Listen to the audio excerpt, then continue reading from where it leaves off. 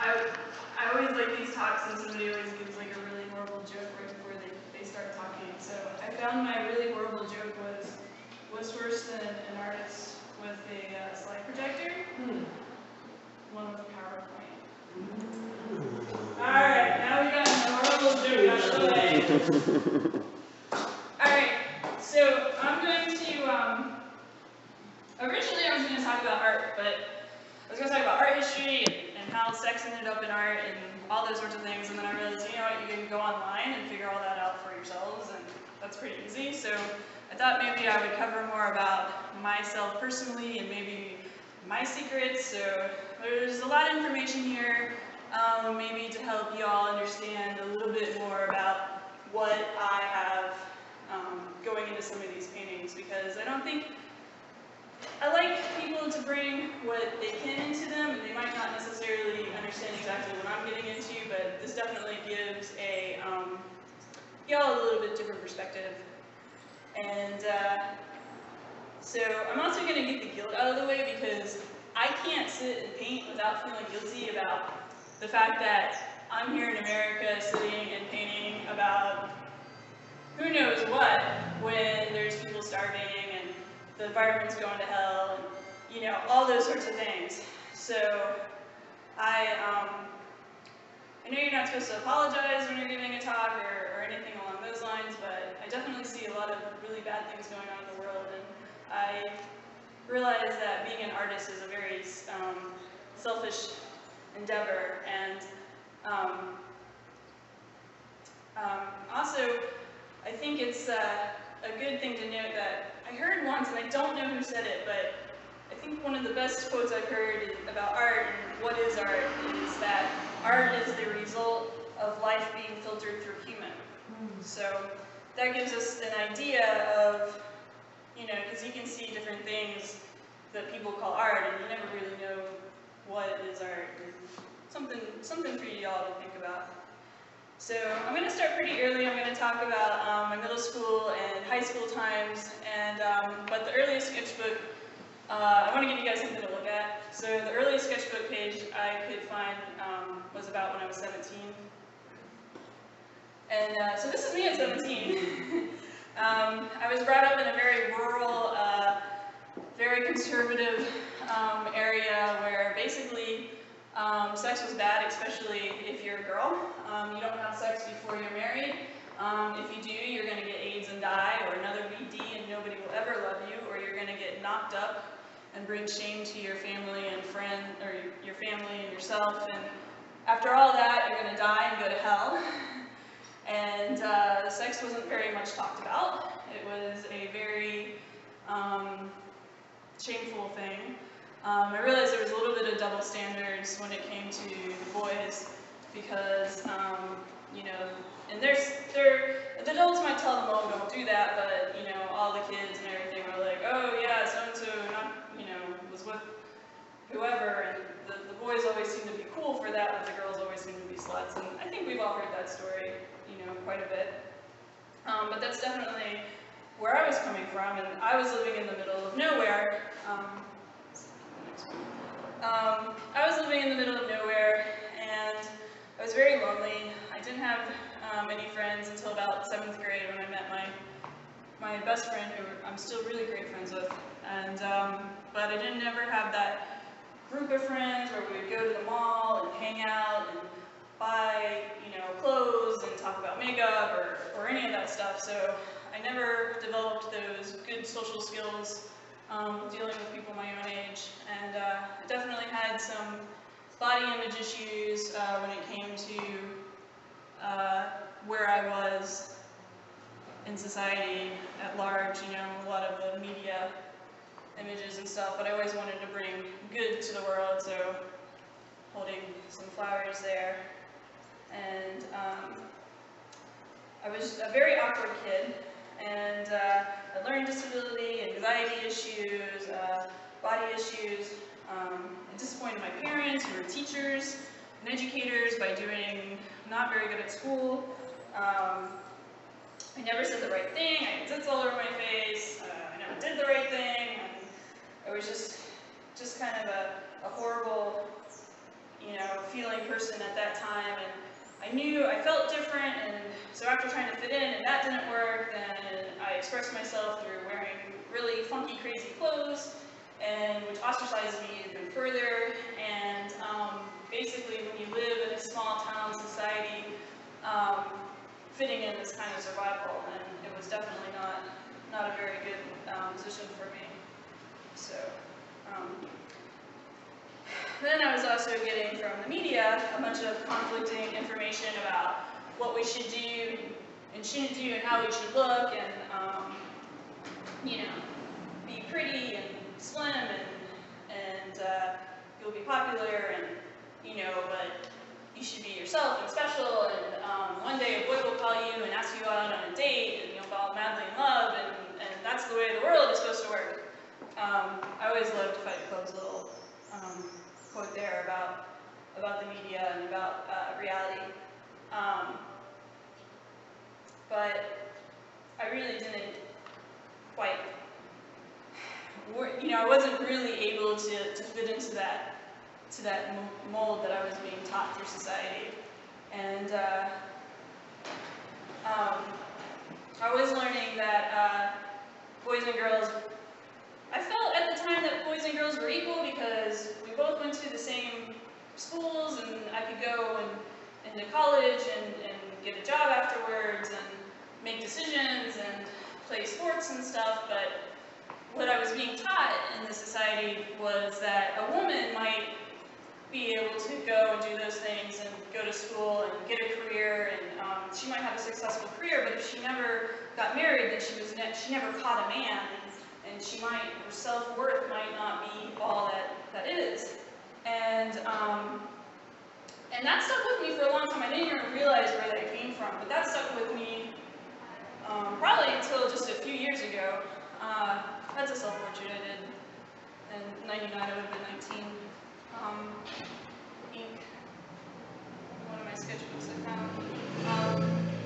But it took a long time for me to realize all that programming, you know, and what society was teaching about what's okay for men and what's okay for women. And I know we've definitely made a lot of ground, but I still think there's a long way to go, especially like now when they're talking about, you know, females' rights and reproductive rights and all that sort of thing. Basically what I'm trying to say is that I was awkward and weird. I tried to use my boobs for attention to get attention, and when that didn't work, I would do more. And but by the time a boy did treat me good, it was too late. I didn't feel that I deserved it or understood it. I didn't know how to react. I often pushed people who treated me good away. I was becoming very depressed. I was confused and lonely and scared. When I did hook up with boys, I was going to go to hell, catch an STD, get knocked up, because, you know, even when you haven't had sex when you're under 16, you're thinking, magically it's going to happen. So, I know it sounds pretty awful, and when I was writing this, it felt pretty awful, and thinking about, you know, where I started thinking about life and sexuality. And it's going to get better, but it's going to get a little worse. So, you know, I was very lonely and depressed, and ultimately my want to belong, have affection and love from another, set a series of actions and reactions that resulted in the death of two people. I'm not going to go into specifics, but I think it's important to express the power of loneliness, and though this incident wasn't specifically about sex, I think it can help teach that there are healthy ways and unhealthy ways to go about filling that need for human companionship. We are forever alone in our heads, and we can only feel fulfilled by loving ourselves first. And there were a series of events that happened in my life that were just very tragic, and right around that age of 16. And then recently I've heard about this It Gets Better, and it's geared towards gay and lesbian teenagers, but it's a really great thing, and I really wish that this had been around when I was a kid. And if you haven't looked it up, you really ought to.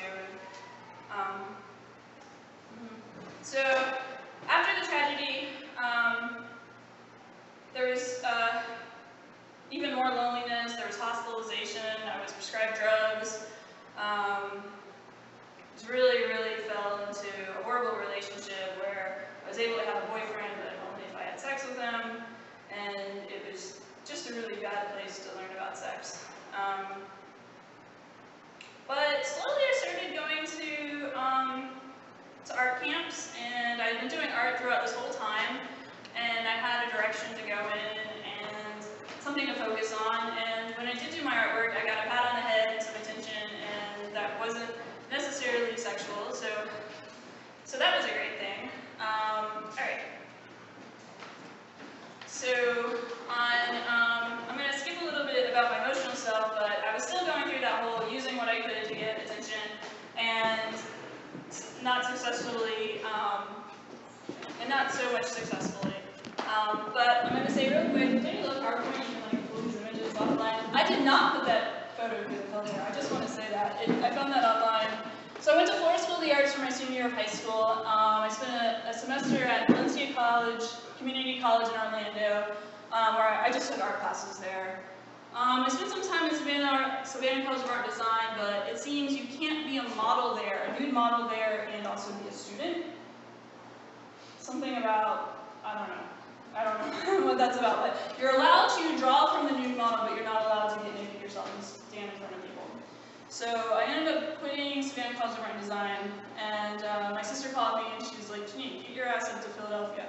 And I found that great old photo of Pafa with the horses, and I kind of love that. So,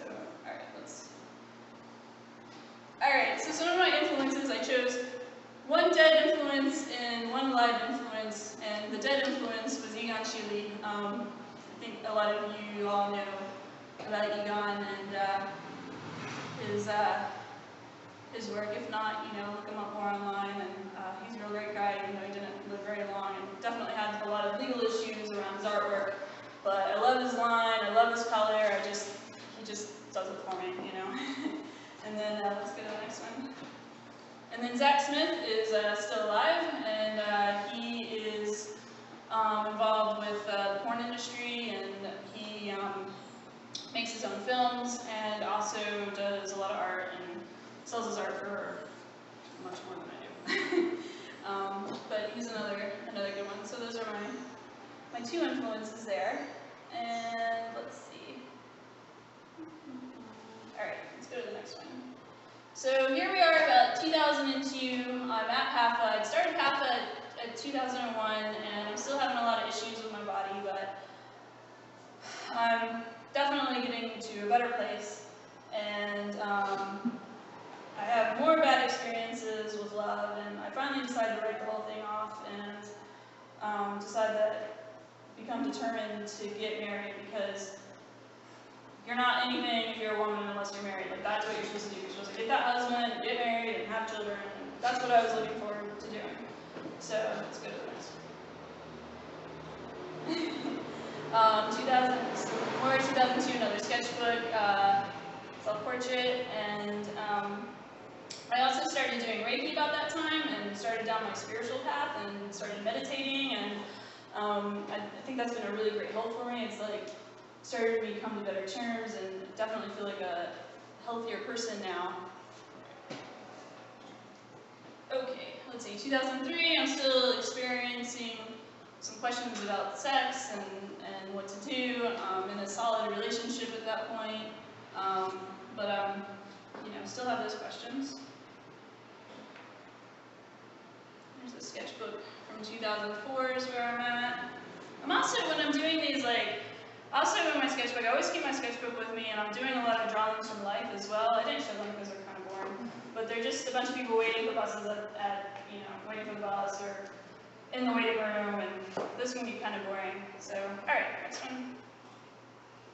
So 2005 rolls around, and I'm engaged, and I buy a house, and then my father dies, and so you can see I'm dealing with a lot of death issues there. I'm feeling like I'm still in my adolescence years, so I'm doing a lot of sketches about adolescence, and then there's a sketch of me and my sister, and I show this image a bunch of times. You'll see in this talk of me and my sister, because I just wanted to show how sometimes an idea gets stuck in your head and you have to keep working on it and keep processing it. So, so 2005 rolls around. buy a house, my father dies, I graduate from Pafa, and then I get married. And it was a really busy, crazy year. So let's go to the next one. 2000, there's another one with the image of me and my sister. Next one. Also, the house that I bought, I finally had my very own studio that I owned with my very own window, and that was like a big deal when you were going to school. If you got the studio with the window, you knew that the professors liked you. So that was the painting that I did, and I did that one from life. And also that was the first painting that I saw here at the gallery. And, okay, next one. So I started in 2006, I started working on some of my own personal internal issues and paying attention, again, more spiritually, like going back to that and thinking about it. I often do, you'll see in some sketches and some paintings, the lopped off arm or lopped off body parts often are a sign of weakness or helplessness, and sometimes there's a strong hand and a weak hand, and the weak hand's also that hands are what we do and what we make things with, so oftentimes I'll lop them off if I'm feeling in a place where I can't make things better. Alright, next one. So 2006 is when I approached the Rodger Gallery, and I approached him with this. There's another lopped off arm there. You can see I'm in this marriage, but I'm feeling really depressed, and I don't really know where I want to go. I also had my gallbladder out in 2006. And so I did a bunch of paintings about having my gallbladder. You can see my little gallbladders there. And it's a little big for a gallbladder, but it was kind of a fun painting to do. And so, all right, next one. That was my husband, Anthony, and me. American Dream. You could just make up a little drawing I did at the top of the little, house and white picket fence, and doing what I was supposed to do, get married, have kids, that sort of thing. Okay, next one. You'll notice, like some of you all know that I write on the back of my paintings when I'm processing things. I haven't been doing that quite as much lately. I don't know if I'm just, I think I write a lot more in my journal now because I realize that the paintings go away and then I lose that information. And I used to scan them all in, it takes a lot of time. So I don't know do that much anymore. And Egon is, my cat was named after Egon Schiele. And here he is, looking up at Anthony. And I was just taking photographs and doing paintings and, a little bit on the human condition, but not so much. It was just how to make art, at that point. Okay, next one. There's a few more from 2007, and that picture was taken when the other one with my sister was. I also did a series of paper chain and involving relationships, and that's Sarah Hunter and Sterling Shaw, and they were in a relationship when I did the photo shoot. So basically, I'll go to a friend's house, and I'll take a bunch of photos, I'll follow them around, they'll do their everyday kind of thing, they'll just kind of sit somewhere, and I don't give them a lot of information, and they tend to be a little bit awkward and sit with each other. I also did a series of where's a polar bear supposed to live, because worrying about those environmental issues when, the world's dying and I'm not doing a whole lot about it. But I made the little polar bear out of cloth, and I put him around in places, and had him there. All right, next one. So there's the one of me and my sister again, still thinking about that image and that thought and the relationship with me and my sister and family in general. Okay, next one. All right, so 2008, habit of domesticity. I'm still worried about, what I'm doing in life, being married, not so happy about it, and there's a lot of angst issues with being married. I also want to talk about, I have a lot of windows in my artwork, and doors and light, and I go a lot on the Asian philosophy of leaving space for heaven, and I think it's important that, well, at least for me in my artwork, that there's always a way out. Sometimes we have to walk through that door ourselves, and we have to make that step forward, but I try to always leave a way out. Of course, that one's barred. But, I just realized that. I'm like, oh, wait a minute. But the bars are fun. Why don't you move that mouse over? There you go. And then Samantha is a primate keeper here at in the Philadelphia Zoo, and she's been a great model and everything, and she likes dinosaurs, so a lot of times when I get her, I get some dinosaurs too, which you all know that I really am into dinosaurs. And, all right, next one.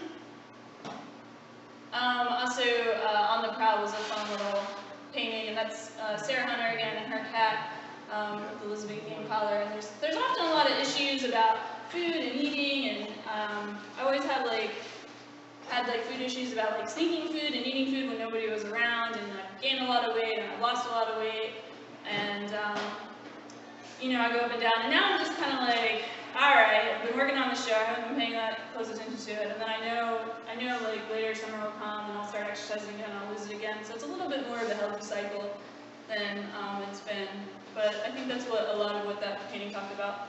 Great, next one. I also did some charcoal drawings, and okay, it's about this big, and I don't remember what I called it, but I wanted y'all to see some of my charcoal work. All right, next one. I think you all have seen this one. This is one of the beginning ones where I start adding things in that aren't necessarily in the photographs that I see. So she was standing there and she had her hand like this, and I was like, oh, I gotta put a sock puppet on that. So I go ahead and I put the sock puppet on there, and I put the little guy back here,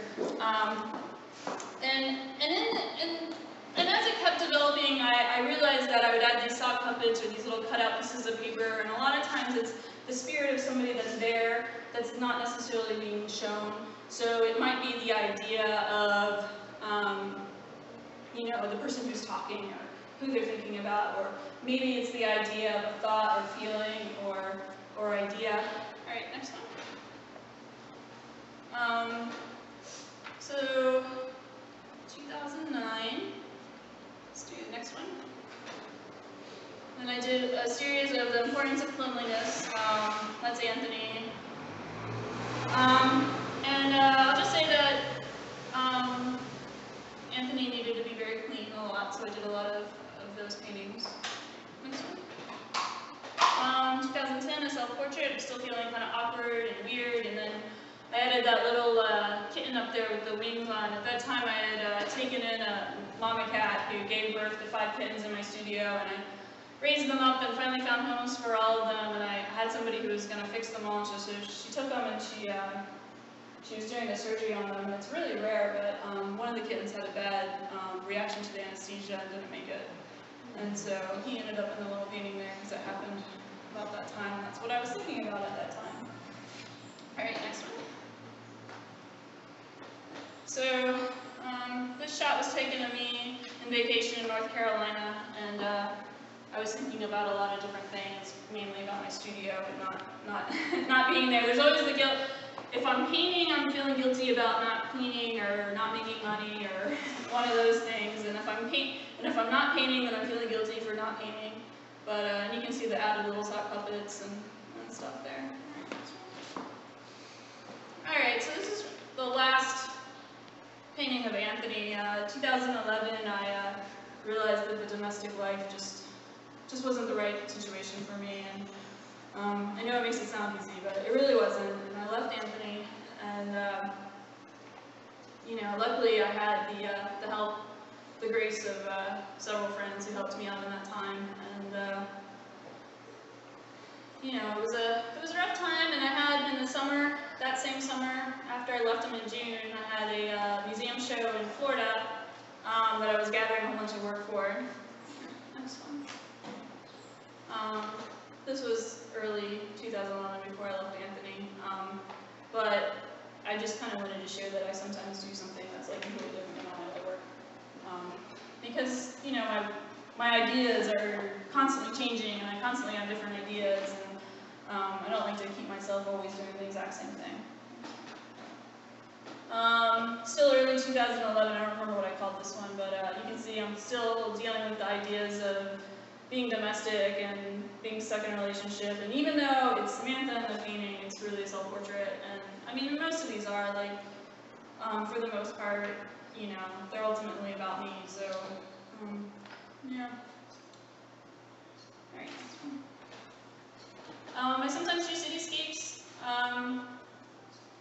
So, this is 2012, it might have been 2011, it could have been 2011, but, so, this little cityscape I did, it was fun, but I just kind of like to put in there that occasionally I like to do these things, but you know, a lot of people do cityscapes, and they're fun, but you know, it's basically masturbation, and you just keep doing it, and you're not really getting anywhere, you know. So, alright, next one. So I start thinking about some of these ideas that I'm willing to do with puppets, or maybe sock puppets, but not necessarily with humans yet. Still kind of start thinking about my sexuality and where I am in life. Sorry, this slide's awful. And then you can see on the left, I'm starting, I want to work on some issues of bondage and where we are in life, and or the human condition, but I wasn't brave enough at that point, still being in the marriage, to do those with a human. And after I left Anthony, I was able to explore those situations better. And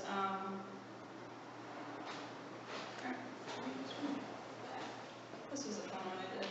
I like my little aviator's cap, which if I didn't think you all would think I was nuts, I'd be wearing it now, but I love it, the little thing. Okay.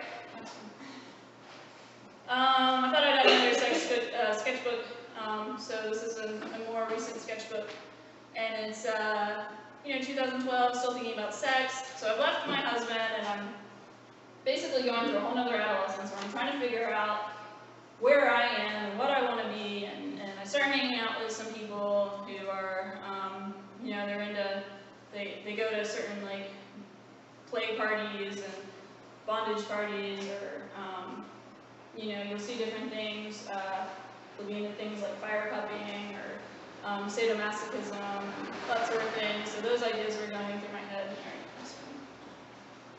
So I meet one of these people, and some of you know this, and some of you don't know this, but she was a good friend of mine, and she did phone sex for a living. And so for a little while, about a year, I did some phone sex, and I had to use some photographs for promotion, because you basically have to promote yourself when you're doing this sort of thing. But I was definitely way more excited about the painting than I was about the phone sex, and it took like so much time, like to go online and go to all the different websites and go, hey, call me, I'm available, and it was just like this crazy thing. So I did that. I guess I was doing that from, well, I guess under a year, so I guess mostly 2012. All right, next slide. So I wanted to start exploring these different ideas about, the secret lives, and I started doing that painting, and the next one you'll see. And I sent out this email to all my friends about trying to get everybody's little dirty secrets and do paintings about them. And I was lucky enough to get several people to participate, and it's been a fun little project. So all right, let's go to the next one. And then this other painting that I did, I woke up and I was getting ready for work, and I've noticed that the guys that I've been with, they all have the same morning wood thing, and it just cracked me up, and I took a photo, and then I really had to make a painting of it, and luckily Nick has been a great sport in letting me do such things.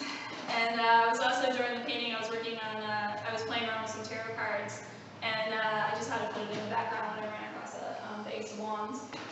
So, alright. And then my friend sent me this photo when I sent out the request.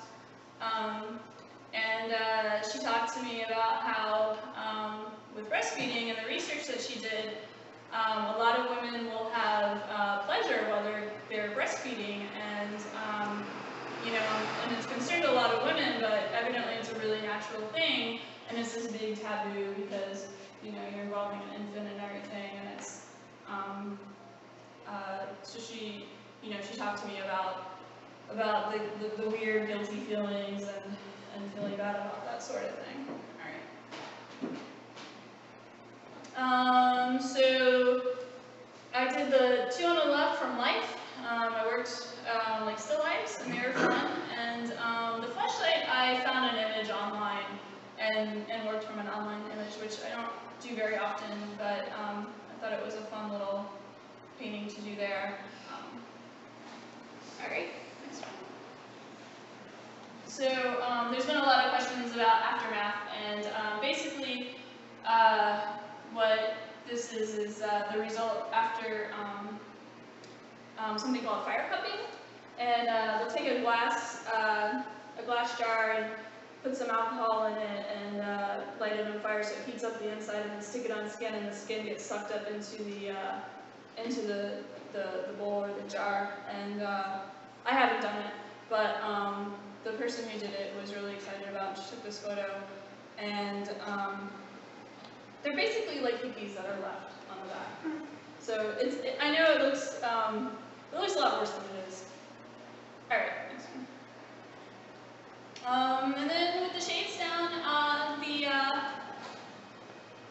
when I talked to Judith a lot and did a whole long photo shoot with her, and when I ran across this photo, I just got really excited and was happy to have the big canvas for it. And she was holding this jacket, and I just love that like way that she's kind of twisting and kind of manhandling thing. So I wanted to add a little bit more humanness to it. So I found some images of rag dolls, and I made a rag doll myself. And then she was in a control situation, so I added that corset there and then hanging on the red hanger in the back there. Alright, and then the last slide here is sometimes you just have to follow your spirit, and that's pretty much what I do. I live with my heart on my sleeve, and I basically, you know, do what I want now. I'm in a much better place than I was, so it's all good. Alright. Yay!